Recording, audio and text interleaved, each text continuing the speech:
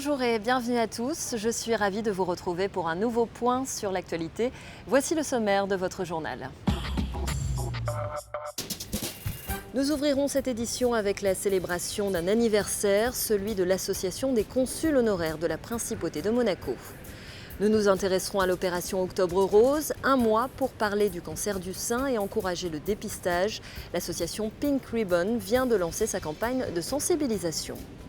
Coup de projecteur sur de très belles illustrations sous-marines présentées à l'occasion d'un concours de photos.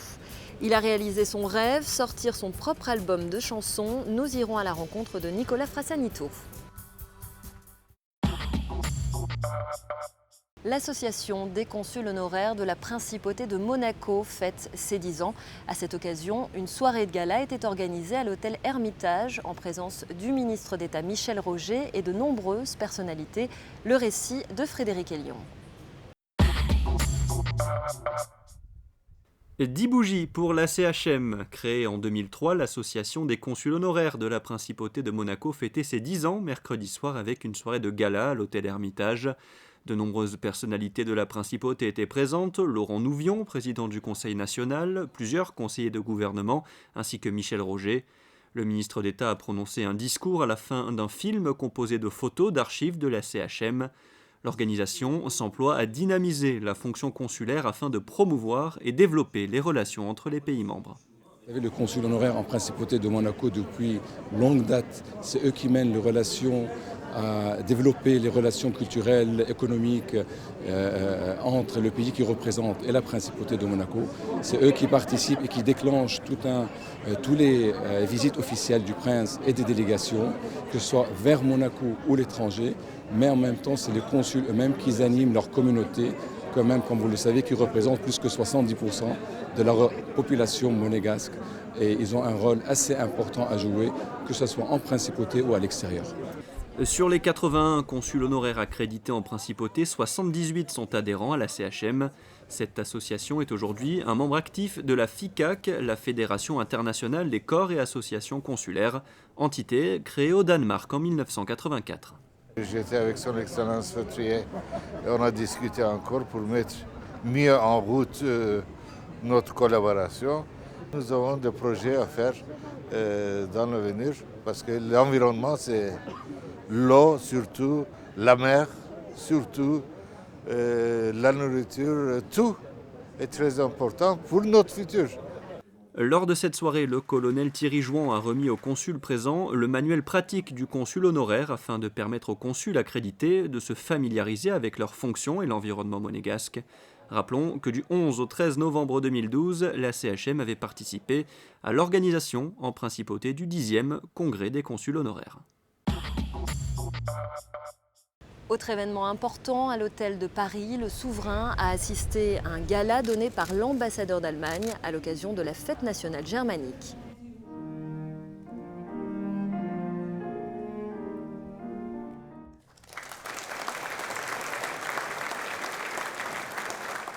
Aujourd'hui, le cancer du sein touche encore et toujours des millions de femmes à travers le monde. L'association Pink Ribbon Monaco donnait une conférence de presse à l'hôtel Métropole pour parler de ce fléau et présenter les dernières avancées. Le récit de Christine Datomel. La place du Casino revêtue de rose pour l'occasion, symbole international de la sensibilisation au cancer du sein, Pink Ribbon a vu le jour il y a 3 ans à Monaco. Recueillir des fonds pour la recherche, soutenir ceux touchés par ce fléau, promouvoir les mammographies et surtout informer. Telle est la mission de l'association monégasque qui travaille en étroite collaboration avec des professionnels de la santé. Le cancer du sein peut être vaincu et Pink Ribbon Monaco est présent pour nous le rappeler. C'est montrer qu'on peut aider les gens en faisant des choses en communauté. Et aussi, surtout, c'est juste l'envie d'enlever la peur des gens d'une chose qui est, c'est une action de la vie, mais on peut l'éviter.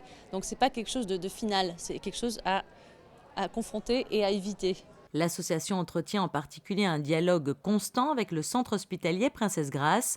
Un des objectifs de Pink Ribbon Monaco, informer et renseigner les nouveaux malades sur les centres de dépistage et de soutien qui existent. Nous allons investir dès le début de l'année 2014 un demi-million d'euros au centre hospitalier Princesse Grace dans le service du docteur Liberator pour nous doter d'un service ultra moderne avec notamment un appareil qui va nous coûter plus de 300 000 euros, qui sera un des plus performants en Europe pour dépister justement les cancers du sein. Et nous allons lancer une grande campagne de prévention, donc dès la fin du premier trimestre 2014, auprès de toutes les femmes assurées sociales en principauté, donc résidentes et salariées, pour justement développer, augmenter encore le pourcentage de femmes qui se font dépister, parce qu'il faut bien le dire, plus on se fait dépister tôt, quand on a un problème, et plus on a de chances de guérir. Donc nous voulons porter ce taux le plus près possible de 100% de la population des femmes. Les statistiques montrent qu'à Monaco, vous avez à peu près 60% des femmes résidant et travaillant à Monaco qui se font suivre régulièrement. Et les chiffres des études scientifiques montrent qu'un dépistage précoce permet, dans 90% des cas, une guérison. Donc c'est très important d'arriver à ramener ces 40% de patientes qu'on ne voit malheureusement pas assez souvent dans nos services de dépistage, dans les rails de dépistage, de manière, s'il y avait une mauvaise surprise, à pouvoir lui offrir les meilleures chances de guérison. Tous les ans, Pink Ribbon Monaco organise de nombreux événements. L'argent récolté par l'association contribue à supporter la recherche, à soutenir les malades et à sensibiliser le public au dépistage. Nous avons au mois d'août encore un événement nouveau, ce serait un paddleboard, Paddle for Pink. Ça a été un grand succès aux États-Unis, on l'amène à Monaco comme on a fait avec Pink Ribbon. Et ça va être une initiation au paddle et juste une journée à l'extérieur. Et finalement, on a aussi un événement Poker for Pink, avec l'association de la SBM, en partenariat avec la SBM, et ça va être un très grand événement, on aura beaucoup plus de détails bientôt. L'an passé, la Pink Ribbon Monaco Walk avait rassemblé énormément de monde dans les rues de la Principauté. Cette année, le départ de cette marche rose, d'une distance d'environ 5 km, sera donné depuis le port Hercule et aura lieu le dimanche 16 mars. Si au cours de ces dernières années, les avancées technologiques et les nouveaux traitements ont donné espoir aux malades et à leurs familles, le cancer du sein reste toujours un fléau qui touche des millions de personnes à travers le monde. À ce jour, une femme sur 8 sera confrontée un jour dans sa vie au cancer du sein. Ils nous font découvrir le monde du silence à travers leurs clichés et nous emmènent en immersion dans les mers et océans du globe. Les meilleurs photographes plongeurs étaient réunis en principauté pour participer au premier challenge international de la photographie sous-marine. Retour sur cet événement avec Christina Thomel. 6 fédérations représentées pour ce premier challenge international de Monaco. Entre histoire d'amour et implication personnelle, les meilleurs photographes plongeurs ont redoublé d'audace pour immortaliser à jamais la vie sous-marine et sa beauté méconnue. L'objectif de ce concours, sensibiliser le grand public à la protection des fonds marins. Ce concours, c'est un triptyque qu'après 10 ans, ça nous gratifie de beaucoup de choses parce que nous avons quand même des enfants qui ont fait leur deuxième concours de photographie sous-marine. Nous avons donc notre 10e édition du national, plus bien sûr ce premier challenge international avec 6 nations. Nous avons l'Espagne, nous avons le Luxembourg, nous avons la France bien entendu, Monaco, le Canada et l'Allemagne aussi, bien sûr que j'ai oublié. Donc voilà, disons le plateau exceptionnel avec un champion d'Espagne en titre et un champion de France en titre bien sûr. Choisi en fonction des conditions météorologiques, le site de plongée a accueilli durant 2 jours les concurrents. Une bonne logistique est alors essentielle. Ça s'est quand même parfaitement déroulé parce que le club avait très intelligemment choisi un plan B. Ce plan B, c'était donc la baie de Villefranche et à l'intérieur de la baie de Villefranche, il y a un très bel espace sous-marin qui permet quand même aux concurrents de faire un challenge intéressant. Les équipes engagées étaient composées de plongeurs, photographes et de son binôme assistant. Elles devaient, à l'issue des 2 plongées, présenter à un jury composé de photographes professionnels et de scientifiques 4 photos. Et si le photographe est primordial, l'équipier est quant à lui indispensable. Il assure la sécurité. L'équipier, en fait, il a un rôle qui est devant l'appareil photo, c'est-à-dire que souvent c'est l'élément humain qui apparaît dans les images de paysages sous-marins. Voilà. Mais également, quand on fait de la photo macro-photographie, c'est-à-dire les petits sujets, les petits poissons, à ce moment-là, l'équipier, il est là pour aussi chercher les sujets, ce qui laisse le temps au photographe de prendre le temps de faire les images. Voilà, donc il faut connaître le milieu sous-marin. Et la connaissance du milieu sous-marin fait qu'en fait, quand on voit un milieu, on se dit tiens, dans ce milieu, on va trouver tel et tel sujet. Et là, on va chercher le sujet qui appartient au milieu. Sous l'eau, c'est vrai qu'on ne peut pas parler. Donc en fait, on est obligé de faire des signes. Vous connaissez les signes de plongée traditionnels. Là, en fait, il faut inventer d'autres signes. Donc en fait, chaque binôme se briefe et s'invente des signes supplémentaires.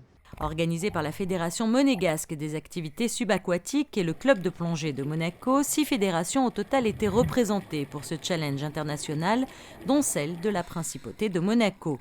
Olivier Jude, lauréat du concours international MIMA 2013, nous explique comment faire une bonne photo sous l'eau. On l'a fait d'abord avec beaucoup de sécurité, parce que la plongée sous l'eau, c'est pas l'habitude pour un être humain d'aller sous l'eau. Et d'abord, on regarde tout ce qu'il y a autour de nous. C'est un environnement qui n'est pas le nôtre. Et l'important, c'est de déceler la couleur, la chose rare, et après arriver à l'immortaliser avec la photo. Et bien sûr, avec la présence d'un assistant, d'un binôme. Les thèmes imposés pour ces photographies sous-marines, l'ambiance, les poissons et la macro-photographie. Résident à Monaco mais d'origine canadienne, Bassem Djamour représentait les couleurs du Canada. Depuis 4 ans qu'il pratique cette activité, le plongeur photographe a été primé plusieurs fois à Monaco et c'est donc tout naturellement qu'il a remporté le prix du coup de cœur du jury grâce à son cliché qui immortalise un œil de poulpe. Chaque plongée est complètement différente de l'autre. C'est ça qui est excitant de la photo sous-marine. On ne peut jamais répliquer la même photo. On ne va jamais voir le même poisson ou le même sujet. Chaque plongée, c'est un nouveau sujet.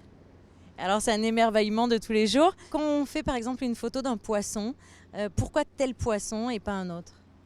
C'est l'œil. C'est l'œil. On voit un poisson et il nous attire. Je le suis jusqu'à ce que je l'ai dans bonne direction, bonne position. Je prends la photo. Et c'est avec le cœur aussi? Toujours, oui. C'est un plaisir, c'est une passion. Et aussi on montre aux gens que on n'est pas seul, qu'il y a une autre vie sous l'eau et de respecter l'environnement. En marge de ce challenge international a eu lieu également le 2e concours de photos sous-marines, Regard d'enfants sous la mer. Organisé durant tout l'été à partir des rivages monégasques, les enfants participant à ce concours et ayant réalisé les plus belles photos sous-marines ont eux aussi été récompensés dimanche lors de la remise des prix au musée océanographique.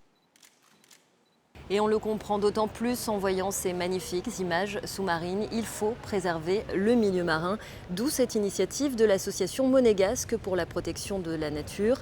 Une opération de nettoyage de la réserve du Larvoto aura lieu dimanche 13 octobre. Venez nombreux.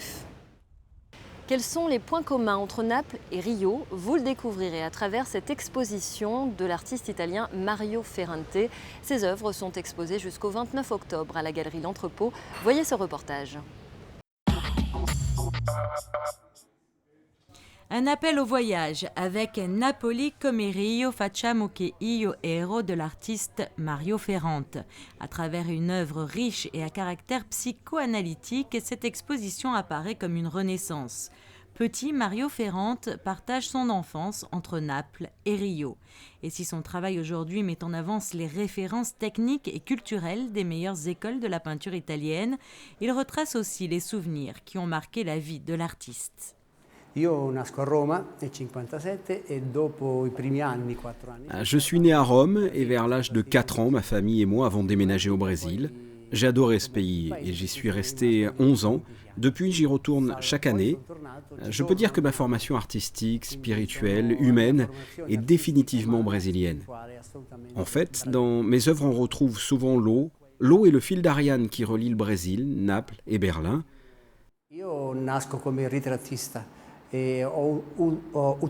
À la base, je suis un portraitiste, mais depuis plusieurs années maintenant, j'utilise une technique issue du XVe siècle. Je superpose des couches de peinture et de couleurs, ce qui apporte de la transparence à mes œuvres. J'utilise des pigments purs et je travaille avec une spatule. Je crois d'ailleurs être l'un des rares artistes à utiliser la spatule comme pinceau. C'est ma méthode. Le soleil émerge toujours des œuvres de l'artiste, source d'une allégresse contenue qui rayonne dans toutes ses créations. Dans cette exposition, Mario Ferrante nous offre l'expression d'une confrontation, d'une rencontre entre les deux cultures qui nourrissent ses productions. Celle occidentale représentée dans ses vues de Berlin ou de Rome, ville où il réside conjointement depuis quelques années, et celle du Brésil, ce pays dans lequel il passa une grande partie de sa jeunesse. On reste dans le domaine de l'art avec une autre exposition à découvrir sur le thème de la recherche, de la lumière et du mouvement. Anne Blanqui présente actuellement son travail au restaurant Le Quai des Artistes.